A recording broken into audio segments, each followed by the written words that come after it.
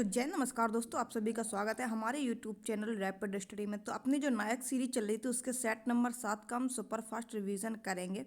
और इसका पहला क्वेश्चन ये है कि त्रिपुरा का जो लोक नृत्य है वो कौन सा है। तो एक है माता, दूसरा है वेलकम, तीसरा है गजानन, हिक हक, होजागिरी, लेवांग बुमानी, मोसाक और गेलाडोम। ये जो है वो त्रिपुरा के लोक नृत्य हैं। पंजाब के कौन कौन से हैं? तो जागो रे जागो, कीकली और गिद्दा, ये कहाँ के हैं? ये पंजाब के हैं। हरियाणा के कौन से हैं? तो फाग और सांग जो है ये हरियाणा के लोक नृत्य में माने जाते हैं। उत्तराखंड की बात कर लेते हैं। तो छोलिया, कौन सा? छोलिया, हरेला, ये सब कहाँ के हैं? ये सभी उत्तराखंड के हैं। ठीक है। अगला क्वेश्चन ये है कि निर्मल मेहता और सबिता मेहता जो है वो किस नृत्य से जुड़ी हुई हैं। तो मणिपुरी नृत्य जो है वो सबिता मेहता, मेहता मणिपुरी, किससे? मेहता से हम मणिपुरी को याद रखेंगे। ठीक है। भरतनाट्यम की बात कर लेते हैं। तो टी बालाकृष्णन, जो कि टी बालाकृष्णन बोल रहे हैं, टी बाला सरस्वती बोल रहे हैं, ये दोनों ही लोग किससे जुड़ी हुई हैं? तो भरतनाट्यम से जुड़ी हुई हैं। महाभारत हुई थी, तो महाभारत के ऊपर कौन सी पुस्तक लिखी है? तो गीता लिखी गई है। क्या लिखी गई है? गीता। तो भरतनाट्यम, गीता चंद्रन। भरतनाट्यम है कहाँ का? तो ये तमिलनाडु का है। मणिपुरी कहाँ का है? तो ये मणिपुर का ही लोक शास्त्रीय नृत्य है। शास्त्रीय नृत्य है मणिपुरी। ठीक है। और भरतनाट्यम भी शास्त्रीय लोक नृत्य जो होता है वो कई स्टेटों में कर सकते हैं। ठीक है। पर्टिकुलर उसको एक चीज़ का दर्जा नहीं दिया जाता है। और अगर शास्त्रीय नृत्य है तो उसको पर्टिकुलर एक दर्जा दिया हुआ होता है। शास्त्रीय नृत्य कितने हैं? 8 हैं। और संस्कृति मंत्रालय के अंतर्गत कितने हैं? तो 9 है। और 9वां कौन सा है जिसको हम अर्धशास्त्रीय नृत्य के रूप में जानते हैं? वो है छऊ। कौन सा? छऊ। ठीक है। भरतनाट्यम हो गया। भरतनाट्यम मीनाक्षी श्रीनिवासन किससे संबंधित है? इससे रखेंगे भरतनाट्यम से। माँ लास्ट में आ रहा है तो मीनाक्षी याद रखेंगे। मीनाक्षी चिदम्बरम। ठीक है। मालविका सरकार जो है ये भी इससे संबंधित है। अलार मेल बल्ली, ये भी बहुत बार पूछी जा चुकी हैं। अलार मेल बल्ली। ठीक है। मेल से याद रखेंगे नाट्यम। क्या? नाट्यम। रुक्मणी देवी अरुंडेल। महाभारत को रोकने के लिए बहुत सारे प्रयास किए गए। तो रुक मतलब महाभारत। ठीक है। और भरतनाट्यम। और गीता चंद्रन किससे संबंधित है? तो भरतनाट्यम से। टी बाला सरस्वती, अलार मेल बल्ली, मेल किससे संबंधित है? नाट्यम से। मालविका सरकार किससे संबंधित है? तो नाट्यम से संबंधित है। मीनाक्षी चिदम्बरम और मीनाक्षी श्रीनिवासन, ये किससे संबंधित है? तो भरतनाट्यम से संबंधित है। उड़ीसी नृत्य की बात कर लेते हैं। तो विजयमिनी सत्यपथी जो है ये उड़ीसी नृत्य से संबंधित है। और उड़ीसा का ये शास्त्रीय नृत्य है उड़ीसी। कथक की बात कर लेते हैं। तो ये उत्तर प्रदेश का शास्त्रीय नृत्य है जो जिससे संबंधित कौन है? तो कुमुदनी लखिया जो है वो उत्तर प्रदेश के कथक नृत्य से संबंधित हैं। एम.एस. सुब्बुलक्ष्मी की बात कर लेते हैं। तो इन्हें भारत रत्न जो है वो 1998 में दिया गया था। और ये पहली संगीतकार थी जिन्हें भारत रत्न दिया गया था। ठीक है। कब? 1998 में एम.एस. सुब्बुलक्ष्मी को। और इन्हें क्या कहा जाता है? इन्हें कर्नाटक संगीत की रानी कहा जाता है। किसको? एम.एस. सुब्बुलक्ष्मी को। इन्हें 1974 में रमन मैग्सेसे अवार्ड से सम्मानित किया गया था। और 1966 में पहली बार यूएन में इन्होंने परफॉर्मेंस किया था। कब? 1966 में। कहाँ पर परफॉर्मेंस किया था? तो यूएन में इन्होंने परफॉर्मेंस किया था। Raman Magsaysay award 1974। और भरतनाट्यम इन्हें फर्स्ट टाइम कब मिला था संगीत के क्षेत्र में? तो 1998 में। किसको? एम.एस. सुब्बुलक्ष्मी को। लता मंगेशकर की बात कर लेते हैं। तो इन्हें भारत रत्न जो है वो 2001 में दिया गया है। और इन्हें मेलोडी क्वीन के नाम से हम जानते हैं। किसको? लता मंगेशकर को। ठीक है। बीड़ा से कौन कौन से पर्सन संबंधित है? तो जयंती, जैसे सरस्वती जयंती मनाई जाती है तो जयंती जो है वो किससे संबंधित है? जयंती कुमारी बीड़ा से संबंधित है। सिद्धार्थ बनर्जी किससे संबंधित है? बनर्जी से। बीड़ा याद रखेंगे। किससे? बनर्जी बीड़ा। ज्योति हेगड़े, ज्योति जलाई जाती है जब बीड़ा बजाने वाली जो सरस्वती देवी है उनकी पूजा की जाती है तो क्या जलाई जाती है? ज्योति जलाई जाती है। राजेश वैद, क्या? राजेश वैद, ये भी किससे संबंधित है? तो ये भी बीड़ा से संबंधित है। वैद से क्या याद रखेंगे? बीड़ा याद रखेंगे। संतूर के लिए हम आपको पहले बहुत लोगों को बता चुके हैं। एक तो क्या बोलते संतों की भजन शिव कुमार और भजन सोपोरी। ठीक है। बहुत सारे इनके बारे में हम बता चुके हैं। अब हम नए लोगों को पढ़ेंगे। तरुण भट्टाचार्य। कौन? भट्टाचार्य। चार, तरुण भट्टाचार्य और आर विश्वशरण। कौन? आर विश्वशरण किससे संबंधित है? संदूर से संबंधित है। तबला से कौन कौन से हैं? तो सबीर खान और संदीप दास। कौन? संदीप दास और सबीर खान जो है वो तबला वादक हैं। सितार की बात कर लेते हैं तो बुद्धादित्य मुखर्जी। कौन? तार भेजा गया था। तार कौन भेज सकता है? जिसके अंदर बुद्धि होगी वही तो तार भेज सकता है। विलायत खां, इलियास खां। कौन कौन? इलियास खां, विलायत खां, ठीक है। और बुद्धादित्य मुखर्जी, ये सभी किससे हैं? सितार से है। पंडित रविशंकर भी किससे सितार से संबंधित है। उनकी पुत्री जो है अनुष्का शंकर, वो भी किससे संबंधित है? तो सितार से संबंधित है। अब आ जाते हैं न्यू ईयर। केरल के नए वर्ष को किस नाम से जानते हैं? तो केरल की जो भाषा है वो मलयालम है, ठीक है। और वहाँ का जो नया वर्ष होता है उसको हम विशु के रूप में जानते हैं। तमिलनाडु का जो होता है वो हम पोंगल के रूप में नए वर्ष को जानते हैं। साउथ के न्यू ईयर क्या कहलाता है? जैसे कर्नाटक है, आंध्र प्रदेश है, ठीक है। साउथ के कर्नाटक और आंध्र प्रदेश ही तो है। इनके न्यू ईयर को हम क्या कहते हैं? चाहे कर्नाटक हो, आंध्र प्रदेश हो, उनको हम उगादि के रूप में जानते हैं। महाराष्ट्र में न्यू ईयर किस तरीके से मनाते हैं? उसको क्या कहा जाता है? तो गुड़ी पड़वा कहा जाता है। क्या? गुड़ी पड़वा कहा जाता है। पंजाब के नए वर्ष को क्या कहा जाता है? तो बैसाखी कहा जाता है। बिहार के नए वर्ष को क्या कहा जाता है? तो जुड़ शीतल के रूप में हम जानते हैं। असम के न्यू ईयर को किस नाम से जानते हैं? तो बोहाग बिहू के नाम से हम जानते हैं। उड़ीसा के नए वर्ष को हम किस नाम से जानते हैं? तो पाना संक्रांति, जिसको कहा जाता है। तमिलनाडु के नए वर्ष को क्या? पुंथुडू। गोवा के संवत्सर पांडवों कहा जाता है। मणिपुर के चेरा ओवा। जम्मू एंड कश्मीर की बात कर लेते हैं तो नवरे। उत्तर प्रदेश की बात कर लेते हैं तो खिचड़ी उत्सव मनता है, ठीक है। जो खिचड़ी उत्सव जनवरी लास्ट में और फरवरी के स्टार्टिंग में मनाया जाता है, तो वो यही होता है, ठीक है। ऐसी शायद 14 जनवरी के आसपास में जो है वो मनाया जाता है। अब आ जाते हैं स्पोर्ट्स पे, क्रिकेट के बारे में। क्रिकेट की औसत परिधि कितनी होती है? जो परिधि होती है इस तरीके से गोल गोल जो साइड में होती है, इसको मापेंगे हम तो 8.81 इंच से लेकर 9 इंच तक इसकी परिधि होती है। किसकी? गेंद की। अगर मिलीमीटर में जाना जाए तो 224 mm से लेकर 229 mm होती है। वही चीज़ अगर सेंटीमीटर में मापी जाए तो 22.4 सेंटीमीटर से लेकर 22.9 सेंटीमीटर तक इसकी सेंटीमीटर में परिधि होती है। किसकी? बॉल की। बैट की लेंथ की बात कर लेते हैं तो 38 इंच जो है बैट की लेंथ होती है। और ब्रीथ की बात कर लेते हैं, जो डंडा होता है ना, ऐसे बैट ऐसा ही तो होता है, तो इसकी बात कर लेते हैं तो ये कितना होता है? तो 4.25 इंच जो है इसका डंडा होता है। स्टंप की लंबाई की बात कर लेते हैं। जो स्टंप होते हैं ऐसे 3 खड़े होते हैं, ठीक है। इनकी लंबाई कितनी होती है? तो इनकी जो लंबाई है वो होती है कितनी? 28 इंच। कितनी? 28 इंच इसकी होती है। जबकि बैट की कितनी बताई? अभी हमने 38 इंच बताई है, जिसमें ब्रीथ जो होता है 4.25 इंच होता है। पिच की लंबाई की बात कर लेते हैं तो 20.11 मीटर जो है इसकी लंबाई होती है पिच की, जिसको हम 22 गज के रूप में जानते हैं। मीटर, सेंटीमीटर, इन चीज़ों को ध्यान रखेंगे। यहाँ पे ये सेंटीमीटर है, ठीक है। यहाँ पे ये इंच बोली गई है, इंच, ठीक है। और अपन लोग होते हैं वो फिट में मापते हैं। कहते हैं ना 5 फीट के हो तुम 6 फीट के हो, इंच थोड़ा कम होता है। आप समझ सकते हैं कि इंच किसको बोलते होंगे। 22 गज जब जमीन खरीदते हैं तो कितने गज जमीन खरीदी, यानी कि उसका हिस्सा जो है वो बड़ा होता है थोड़ा सा। चौड़ाई की बात कर लेते हैं तो 3.05 मीटर जो है इसकी चौड़ाई होती है। किसकी? पिच की लंबाई की, यानी कि 20/3 जो है आप अप्रोक्सीमेट में रख सकते हैं, ठीक है। बास्केटबॉल की बात कर लेते हैं तो बास्केटबॉल खेलने के लिए सबसे पहले तो बता दो कितने खिलाड़ी की ज़रूरत होती है। तो 5 खिलाड़ियों की ज़रूरत होती है बास्केटबॉल में। वॉलीबॉल में कितने खिलाड़ियों की ज़रूरत होती है? तो 6 खिलाड़ियों की ज़रूरत होती है। नेटबॉल में कितने खिलाड़ियों की ज़रूरत होती है? तो नेटबॉल में 7 खिलाड़ियों की ज़रूरत होती है। जबकि बेसबॉल जो है वो इस तरीके से बॉल उसकी होती है ऐसी, ठीक है, इस तरीके से उसको बोलते हैं बेसबॉल। तो उसमें कितने खिलाड़ी होते हैं? 9 खिलाड़ी होते हैं। वॉलीबॉल में जो बीच में नेट लगा होता है और एक पार्टी इधर होती है एक पार्टी इधर होती है, ठीक है। बास्केटबॉल में क्या होता है?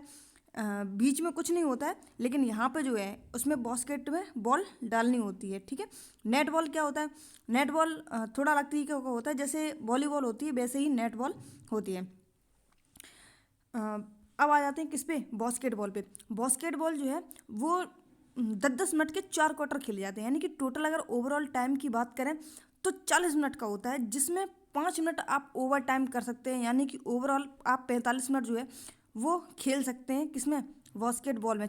और वैसे अगर बात करें तो 10-10 मिनट के 4 क्वार्टर होते हैं, यानी कि ओवरऑल जो टाइम होता है वो 40 मिनट का होता है। ठीक है, बॉल का वजन कितना होता है बास्केटबॉल में, तो बास्केटबॉल में 600 से लेकर 650 ग्राम तक जो है वो बास्केटबॉल का वजन होता है। कोर्ट की माप क्या होती है बास्केटबॉल में, जो खेला जाता है कोर्ट, तो उसकी जो लेंथ एंड ब्रीथ होती है वो 28x15 मीटर होती है। क्या, 28x15 मीटर होती है। बास्केटबॉल की ऊंचाई कितनी होती है, अभी हमने बताया कि उसमें ऊपर उछल के बॉल फेंकनी होती है। तो बॉल जो है उसकी लेंथ जो होती है जिसमें हम बॉल डालते हैं, नीचे धरती से लेकर उसमें बॉल हाइट जो होती है उसकी 3.05 मीटर इसकी हाइट होती है। अब आ जाते हैं दिवस पर। तो विश्व आर्द्र भूमि दिवस कब मनाया जाता है, तो 2 फरवरी को जो है वो विश्व आर्द्र भूमि दिवस के रूप में हम जानते हैं। रामसर सम्मेलन कब हुआ था, मतलब ये जो बनाया जाता है विश्व आर्द्र भूमि दिवस, ये क्यों मनाया जाता है, तो ये इसीलिए मनाया जाता है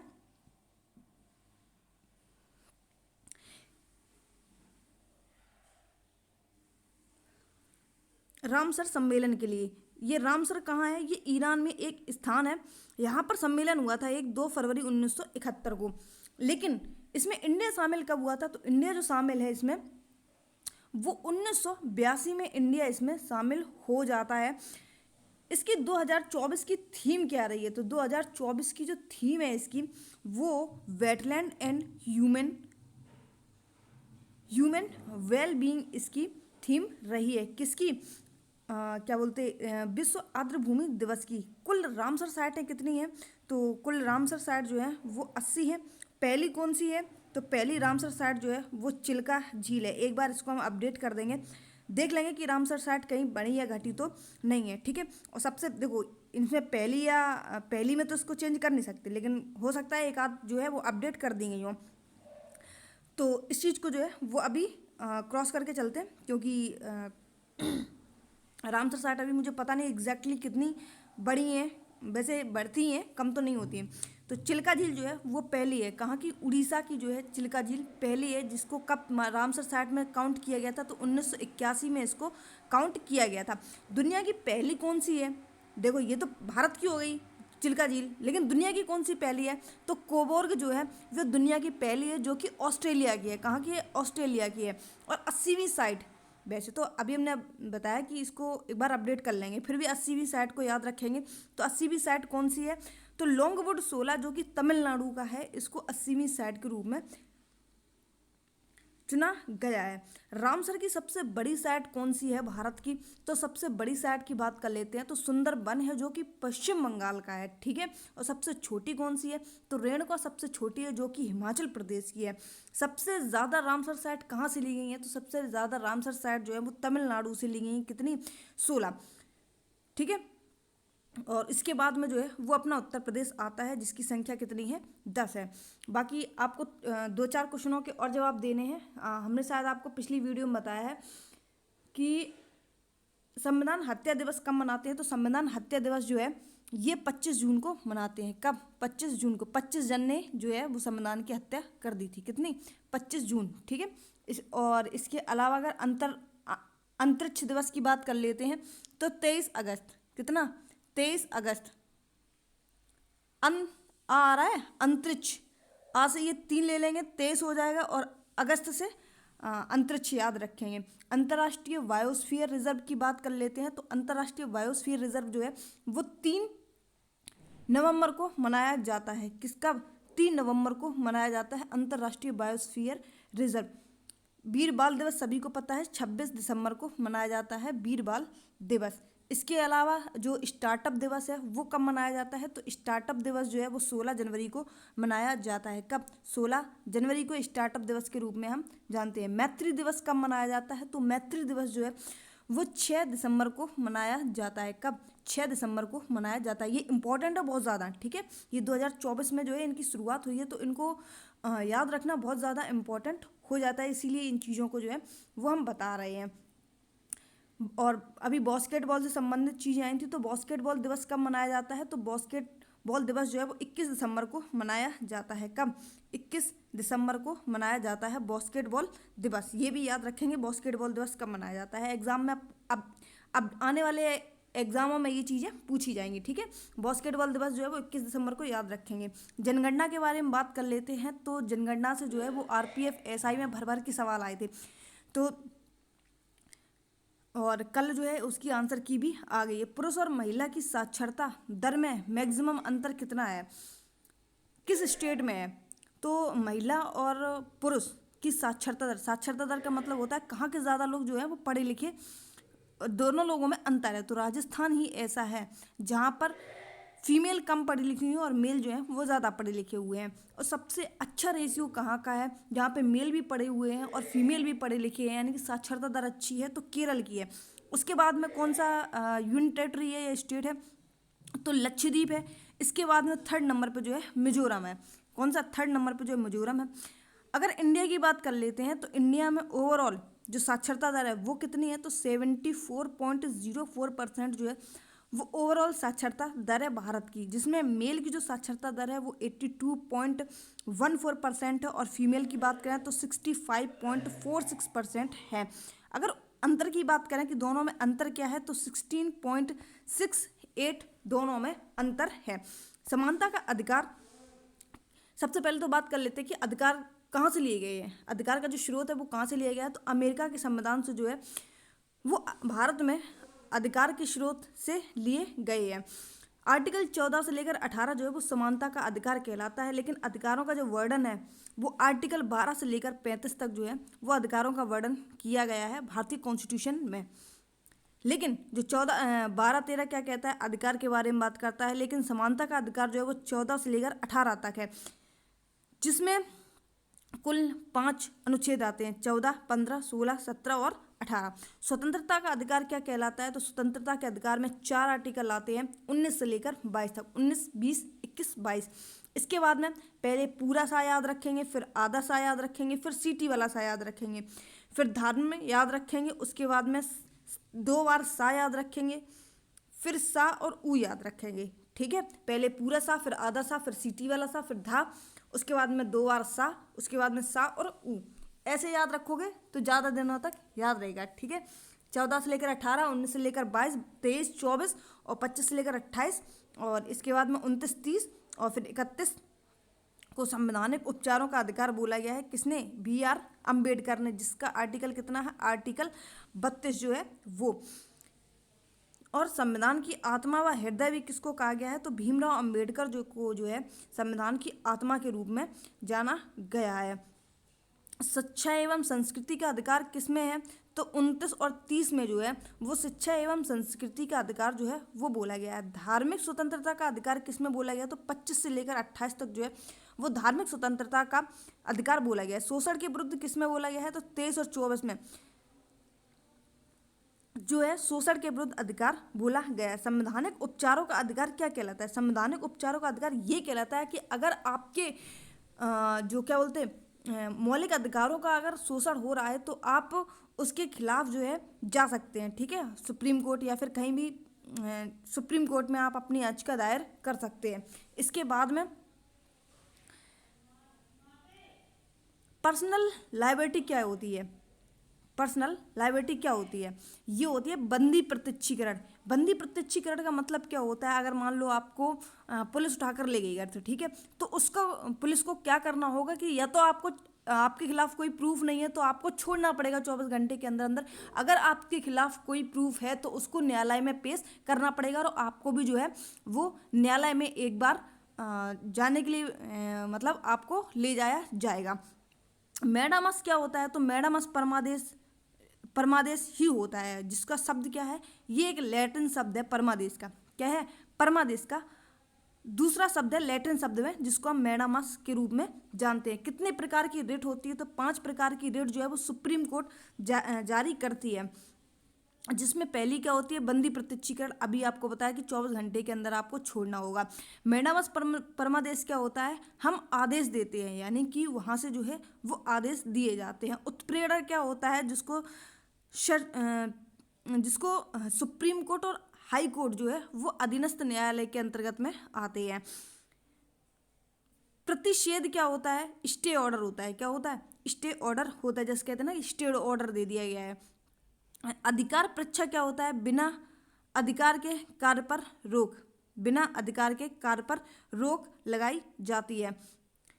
भाग 4 क्या कहलाता है? भाग 4 जो है वो डीपीएसपी के बारे में बात करता है, यानी कि नीति निर्देशक तत्व के बारे में बात की जाती है। तो 36 से लेकर 51 तक जो है वो डीपीएसपी के बारे में बात की गई है। और आप हमें कमेंट बॉक्स में बताएंगे कि नीति निर्देशक तत्व जो है वो कहाँ से लिए गए हैं। चलो हम ही बता देते हैं, आयरलैंड के संविधान से जो है इनको ग्रेड किया गया है। ठीक है, केसी व्हीलर ने क्या कहा है? तो केसी व्हीलर ने डीपीएसपी को ये कहा है कि लक्ष्य और आकांक्षाओं का घोषणा पत्र डीपीएसपी को बोला है। क्या बोला है? लक्ष्य और आकांक्षाओं का घोषणा पत्र। आइवर जेनिंग की बात कर लेते हैं तो पुण्य आत्मा लोगों की पवित्र आकांक्षा के रूप में इन्होंने डीपीएसपी को कहा है। ग्रेनविल ऑस्टिन ने क्या कहा है? तो ग्रेनविल ऑस्टिन ने बोला है कि डीपीएसपी जो है वो फंडामेंटल राइट यानी कि मौलिक अधिकार संविधान की आत्मा है। क्या है?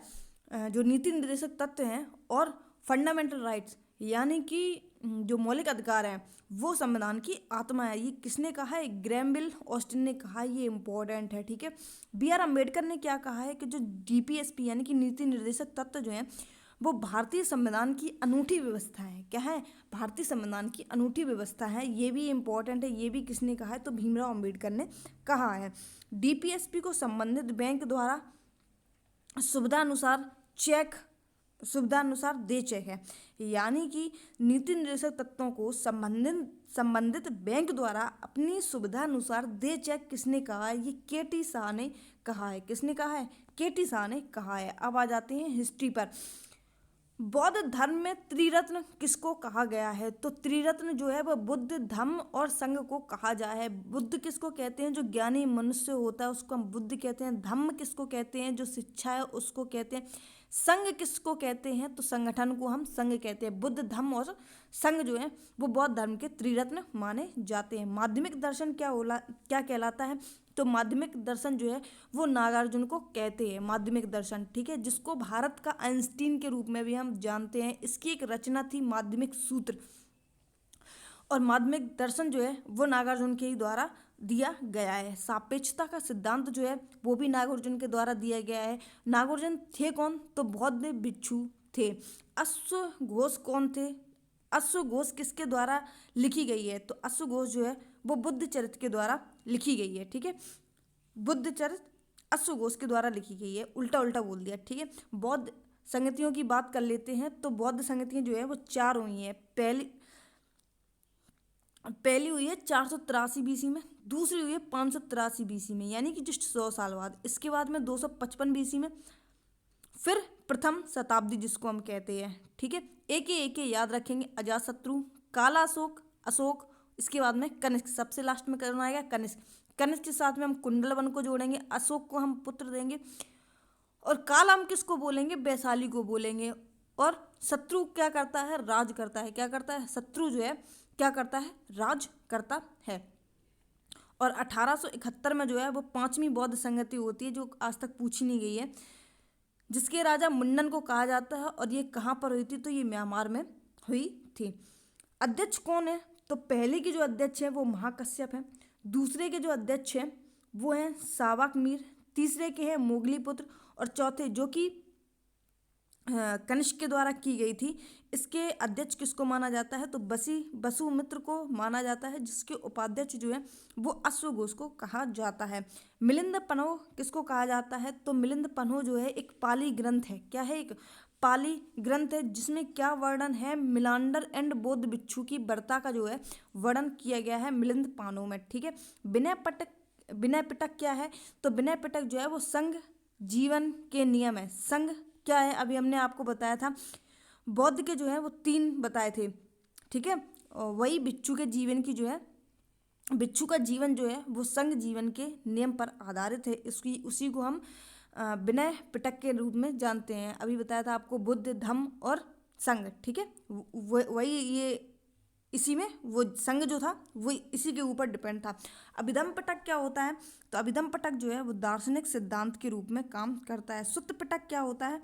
तो धर्म का सिद्धांत और उपदेश बुद्ध जो है वो सुत्त पिटक कहलाते हैं। अब जाते हैं जियोग्राफी में। रुद्रप्रयाग किसको कहा जाता है? तो रुद्र, मंदाकिनी और अलकनंदा। मंदाकिनी भी एक लड़की थी और अलकनंदा भी एक लड़की थी, दोनों को आ गया गुस्सा, तो क्या हो गया? रुद्र। रुद्र का मतलब क्या होता है? गुस्सा होना, ठीक है। नंद प्रयाग का मतलब क्या होता है? देखो नंद से हो जाएगा नंदिनी, और अलकनंदा को हमें सब में जोड़ना है। किसमें? अलकनंदा है वो सभी में जुड़ाएगी, चाहे जौन सा। प्रयाग का मतलब आप ऐसे याद रख सकते हैं कि अलकनंदा होता है। क्या होता है? प्रयाग का मतलब अलकनंदा से हम इसको डिकोड कर लेंगे, ठीक है। एग्जैक्टली नहीं होता है लेकिन डिकोड कर लेंगे, ठीक है, क्योंकि हमें सब में अलकनंदा को जोड़ना है। नंद से हम नंदिनी याद कर लेंगे। कड़ से हम क्या याद करेंगे? पिंड, पिंडर। क्या? कड़ ने अपना जो अंगूठा है वो दान किया था कि नहीं किया था? तो हम यही समझ रहे थे कि उन्होंने अपना अंगूठा जो है वो पिंड कर दिया। जैसे हम पिंड करते हैं ना किसी भी जो कोई व्यक्ति मर जाता है उसके लिए, तो उन्होंने जो अंगूठा है अपना पिंड किया था। देव से क्या याद रखेंगे? तो भागीरथी। क्या? भागीरथी। भागीरथी एक देव का नाम है, ठीक है, जो महाभारत से रिलेटेड था, ठीक है। महाभारत से किसी का नाम रिलेटेड था भागीरथी में। तो देव कौन थे? तो भागीरथी। विष्णु, विष्णु ने क्या किया था? गंगा में धो ली थी। क्या किया था? गंगा में धो लिया था। किसको? अलकनंदा को, ठीक है। तो इस तरीके से जो है वो आपको याद रखना है, दिमाग में एक बार अपनी इमेज बना लेंगे। एक बार फिर से देख लेते हैं। रुद्र, रुद्र का मतलब है गुस्सा। कौन हुई? एक तो मंदाकिनी हुई, दूसरी अलकनंदा हुई। नंद प्रयाग से क्या है? एक तो नंदिनी होगी, प्रयाग से कौन हो गया? तो अलकनंदा हो गया। कड़ से, कड़ ने पिंड दिया था, प्रयाग से क्या हो गया? अलकनंदा। देव, देव कौन थे? तो भागीरथ जो है वो देव थे, और प्रयाग से क्या हो गया? अलकनंदा। विष्णु, विष्णु ने क्या किया था? धो दिया था। किसको किसको? अलकनंदा को, ठीक है। गंगा में अलकनंदा को धो दिया था, तो धौली गंगा और अलकनंदा। सहायक नदियाँ कौन कौन सी है? तो गंगा की जो सहायक नदियाँ हैं वो है सोन, रामगंगा, सरयू, गंडक, कोसी, महानदी और तमसा। ये सभी क्या है? गंगा की सहायक नदियाँ हैं। कोसी नदी जो है वो सबसे ज़्यादा मार्ग परिवर्तन करती है, जो कि गंगा की सहायक नदी है, और इसी को जो है हम वो बिहार के शोक में जानते हैं। किसके शोक में जानते हैं? बिहार के शोक में जानते हैं। यमुना की बात कर लेते हैं। तो यमुना जो है वो सबसे लंबी सहायक नदी है। किसकी? गंगा की। यमुना जो है वो सबसे लंबी सहायक नदी है। किसकी? गंगा की। और यमुना की भी सहायक नदियाँ कौन कौन सी हैं? तो चंबल, केन और बेतवा जो है वो किसकी सहायक नदियाँ हैं? यमुना की सहायक नदियाँ हैं। दामोदर को क्या कहा जाता है? तो दामोदर को जो है वो बंगाल का शोक के रूप में हम जानते हैं। एक आपने ट्रिक सुनी होगी, अब्र बिको बंदा। अब्र बिको बंदा, ठीक है। बन से क्या हो गया? बंगाल। दा से क्या हो गया? दामोदर। बी से क्या हो गया? बिहार। का से क्या हो गया? कोसी, ठीक है। तो ये जो है एक छोटी सी ट्रिक थी, अब्रबिको बंगा बंदा, ये इसी से थी कि, और इसको दामोदर नदी को जो है वो झारखंड का शोक भी कहा जाता है। पीली नदी के बारे में बात कर लेते हैं। तो पीली नदी को जो है वो चीन का शोक कहा जाता है, और पीली नदी को ही जो है वो हांगुकू के नाम से हम जानते हैं चाइना में। घाटी क्षेत्रफल की सबसे बड़ी नदी कौन सी है? तो घाटी क्षेत्रफल की जो सबसे बड़ी नदी है वो महानदी है। कौन सी है? महानदी है, जो कि 1,41,589 किलोमीटर वर्ग में फैली हुई है, जो कि छत्तीसगढ़, एमपी, उड़ीसा और झारखंड और महाराष्ट्र से होकर गुजरती है, ठीक है। इसी को बेसन नदी के रूप में भी जानते हैं, महानदी को। तापी नदी या फिर ताप्ती नदी बोल रहे हैं, ये मुल्ताई के एमपी से निकलती है। कहाँ से? मुल्ताई के एमपी से इसका जो ओरिजिन है, यानी कि जो शुरुआत है यहाँ से होती है। नर्मदा नदी की बात कर लेते हैं। तो रेवा नदी भी इसको कहते हैं, नर्मदा नदी को, जो कि एमपी और गुजरात की जीवन रेखा के रूप में जानते हैं। पूछा जा सकता है कि एमपी और गुजरात की जीवन रेखा के रूप में कौन सी नदी को जाना जाता है? तो नर्मदा के रूप में जाना जाता है। और इसका जो उद्गम है वो कहाँ से होता है? ओरिजिन का मतलब यही होता है उद्गम, ठीक है। ओरिजिन बोल दें या उद्गम बोल दें। तो अमरकंटक की पहाड़ियों से इसका उद्गम होता है। अमरकंटक की पहाड़ियाँ कहाँ पर हैं? तो एमपी में स्थित हैं। किसकी? अब नर्मदा की बात कर लेते हैं। नर्मदा और ताप्ती नदी जब एक दूसरे में मिल जाती हैं तो ये सतपुड़ा श्रेणी के मध्य में जाकर जो है वो एमपी में मिलती हैं। कौन सी? नर्मदा और तापी। भारत के हरित क्रांति के रूप में किसको जाना जाता है? तो एम एस स्वामीनाथन को जाना जाता है। और एम एस स्वामीनाथन को जो है वो अभी 2024 में भारत रत्न से सम्मानित किया गया था। ठीक है, एक लाल कृष्ण आडवाणी थे और एक फीमेल थी कोई, और एम एस स्वामीनाथन थे। और 5 लोगों को दिया गया है। कितने लोगों को? 5 लोगों को जो है वो भारत रत्न से सम्मानित किया गया है। ये दूसरी टाइम था जो सबसे ज़्यादा बार जो है वो भारत रत्न से सम्मानित किया गया है। विश्व में हरित क्रांति के जनक किसको कहा जाता है? तो नॉर्मन बोरलॉग को कहा जाता है, जो कि मैक्सिको के थे। कहाँ के थे? मैक्सिको के थे। पहली बार ग्रीन रिवॉल्यूशन यानी कि पहली बार हरित क्रांति कब होती है? तो 1966-67 में जो है वो पहली बार हरित क्रांति होती है। और उस टाइम जो है वो पीएम कौन थे, यानी कि प्रधानमंत्री कौन थे? तो हरित क्रांति जब पहली बार हुई थी तो लाल बहादुर शास्त्री जो है वो प्रधानमंत्री के पद पर थे। लेकिन कृषि मंत्री कौन थे? क्योंकि कृषि मंत्री भी इंपॉर्टेंट हो जाता है, क्योंकि हरित क्रांति जो है वो कृषि से संबंधित थी। तो हरित क्रांति के जो कृषि के मंत्री थे उस टाइम पर वो थे चिदम्बरम सुब्रमण्यम। कौन थे? चिदम्बरम सुब्रमण्यम उस टाइम कृषि मंत्री थे। हरित क्रांति का राजनीतिक जनक भी कहा जाता है। किसको? चिदम्बरम सुब्रमण्यम को कहा जाता है। नीली क्रांति किसके कार्यकाल में हुई?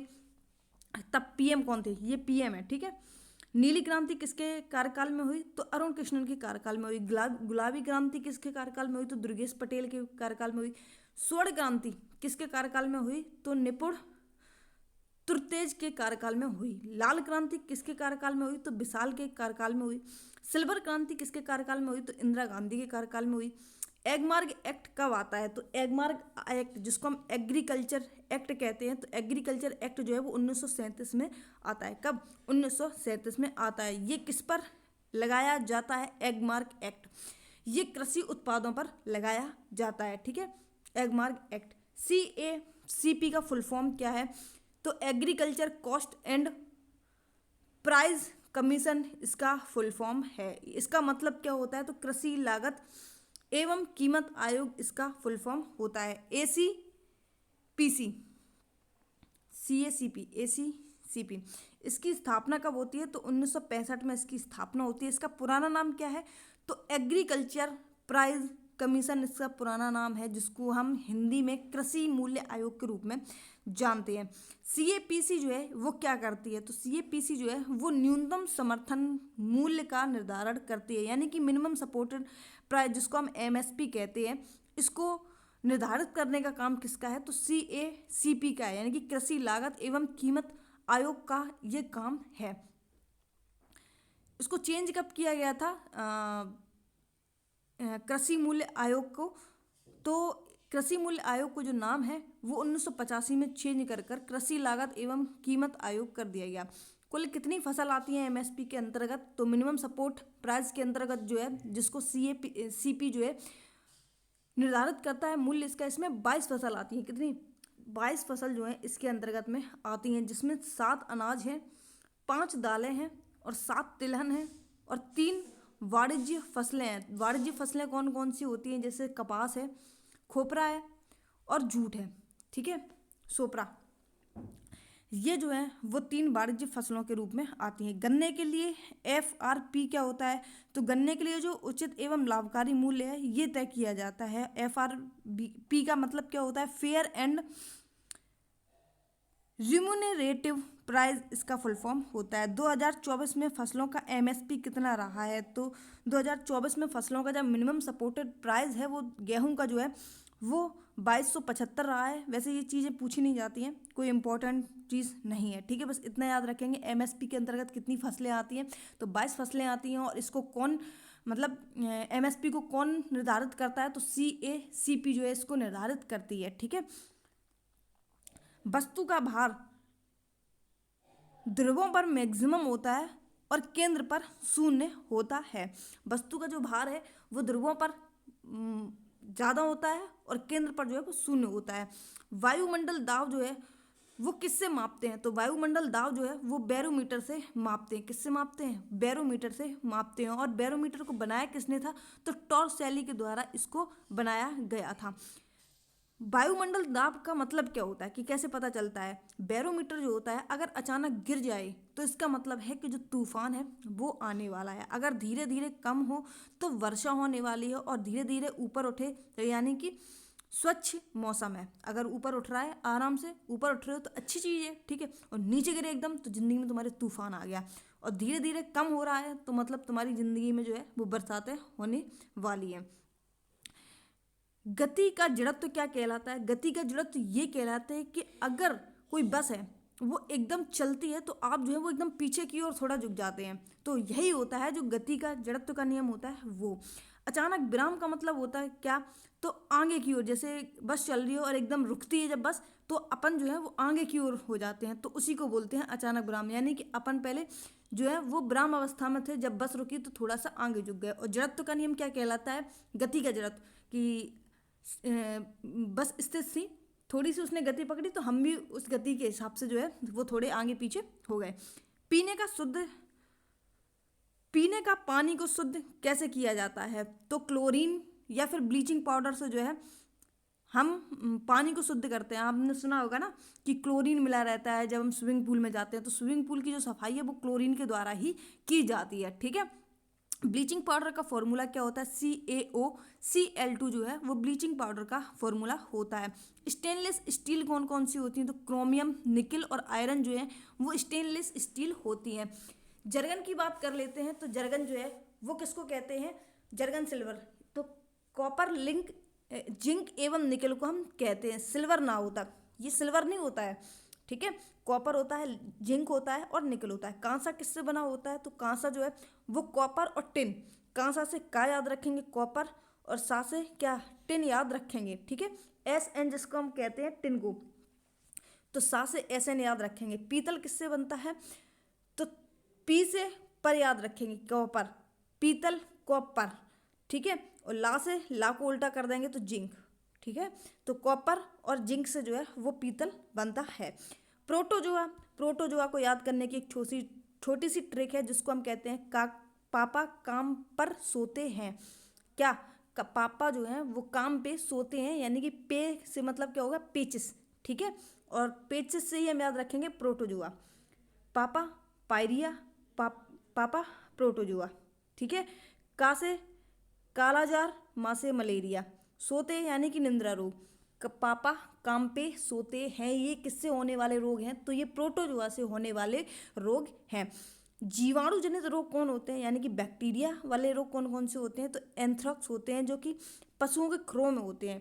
आप अगर अब वैसे ये टाइम जो है वो पशुओं के खुरों में देख लेना, पस्सा पड़ जाता है, सूज से जाते हैं, तो ये पशुओं के खुर में होते हैं। और हैजा और टेटनस जो है ये भी बैक्टीरिया जनित रोग हैं। मच्छर से बीमारी कौन सी होती है? तो एंडीज जो है वो डेंगू बुखार जो है वो एंडीज मच्छर से होते हैं। एनाफिलीज ये मादा मच्छर से होते हैं, जो कि मलेरिया रोग जो है वो किससे होते हैं? तो एनाफिलीज से होते हैं। और कौन सी एनाफिलीज है? तो मादा एनाफिलीज है। चिकनगुनिया किससे होता है? तो चिकनगुनिया या फिर जीका वायरस जो है वो एशियाई बाघ मच्छर से होता है। किससे होता है? एशियाई बाघ मच्छर से जो है वो ये होता है। अब आते हैं करंट के बारे में। करंट के बारे में इतना हमें पढ़ने की ज़रूरत नहीं है, बस पैरा ओलंपिक के बारे में थोड़ा सा जान लेते हैं कि पैरा ओलंपिक जो है वो पहले पैरा ओलंपिक कहाँ पे हुए थे। तो ये पहला ओलंपिक जो है वो इटली रोम में 1960 में होते हैं। इसकी स्थापना राष्ट्रीय द्वारा कब की गई थी? तो 1992 में इसकी राष्ट्रीय स्थापना होती है। इंटरनेशनल पैरा ओलंपिक कमेटी कब बनती है? तो इंटरनेशनल पैरा ओलंपिक कमेटी जो है वो 1989 में बनती है। कब? 1989 में। जिसका हेडक्वार्टर कहाँ पर है? तो जर्मनी बोन में इसका हेडक्वार्टर है। भारतीय पैरा ओलंपिक के अध्यक्ष पहले कौन थे? तो देवेंद्र झांझरिया जो है ये भारतीय पैरा ओलंपिक के अध्यक्ष, जो कि भाला फेंक से संबंधित हैं। और इन्होंने कितने मेडल जीते हैं? तो 3 मेडल जीते हैं। और देवेंद्र झाझरिया से पहले अध्यक्ष कौन थे? तो देवेंद्र झाझरिया से पहले अध्यक्ष जो है वो दीपा मलिक थे। ICC के अभी वर्तमान समय में अध्यक्ष कौन है? तो अमित शाह हैं। कौन है?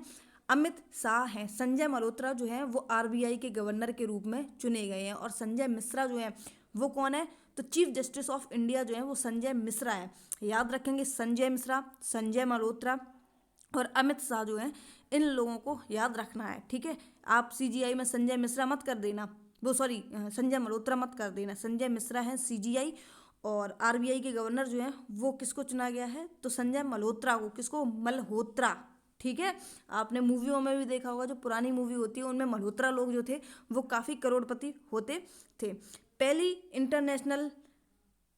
इंडिया जो है महिला, पहली इंडियन फीमेल जिन्होंने पदक जीता था, तो ये दीपा मलिक हैं, जिन्होंने 2016 में शॉर्ट पुट में जो है वो सिल्वर मेडल जीता था। पैरा ओलंपिक में फर्स्ट गोल्ड मेडल जीतने वाले इंडियन कौन हैं? तो मुरलीकांत पेटकर जो है, इन्होंने 1972 में जो है गोल्ड मेडल जीता था। ठीक है, मुरलीकांत पेटकर, आपने अभी एक मूवी आई होगी तो उसको देखा होगा। ठीक है, जो भूल भुलैया 2 में हीरो है वही उसमें है, देखना अच्छी मूवी है, बहुत मोटिवेशन भी मिलेगा आपको। जीआई टैग की बात कर लेते हैं, पढ़ना इम्पोर्टेंट नहीं है। मेले की बात कर लेते हैं, तो पूसा कृषि मेला कहाँ पर लगता है? तो ये झारखंड में लगता है।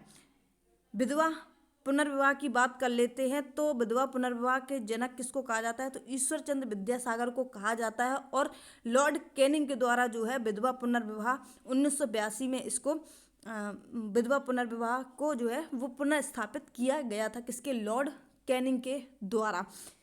बाकी मिलते हैं अपने नेक्स्ट वीडियो में, तब तक के लिए जय हिंद, बाय बाय। और आप इसकी जो PDF है वो हमारे टेलीग्राम चैनल के माध्यम से ले लेंगे। और SSC GD के जो प्रैक्टिस सेट है वो हम बहुत जल्दी ही शुरू करने वाले हैं। बाकी मिलते हैं अपने नेक्स्ट वीडियो, तब तक के लिए जय हिंद, बाय बाय।